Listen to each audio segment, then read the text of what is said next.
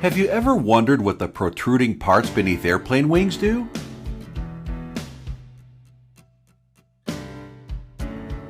They are flap activating mechanisms.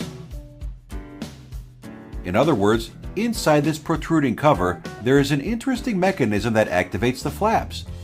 We will explore this concept in detail in this video. Airplane wings have flaps attached to the end. By activating the flaps, we can increase the lift production. You can see how the flaps should move for this purpose. It should rotate as well as translate.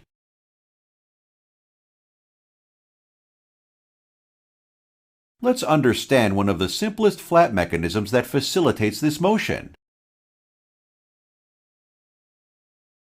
The specialty of this mechanism is that by moving just one link, we achieve the desired motion. Let's simplify the mechanism. This is basically a 4-bar linkage.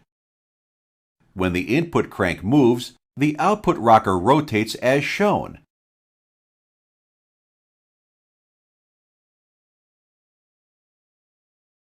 Let's modify this mechanism to achieve the desired motion. First, the length of the rocker arm is increased. The length of the coupler is also increased. One more link is connected to the end of the rocker arm.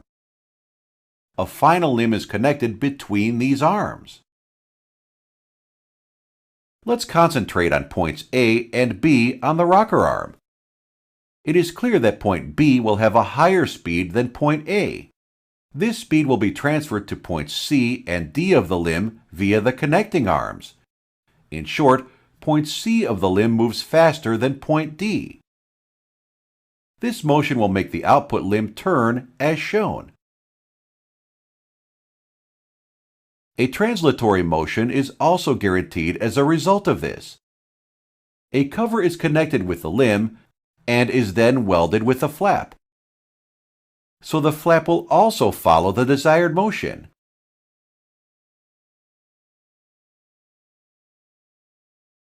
These protruding parts also act like anti-shock bodies, thus allowing the airplane to fly more aerodynamically. The next time you board an airplane, try to figure out what kind of mechanism is used in the massive protruding covers beneath the wings. To learn how does an airplane fly, please check the linked video. Thank you.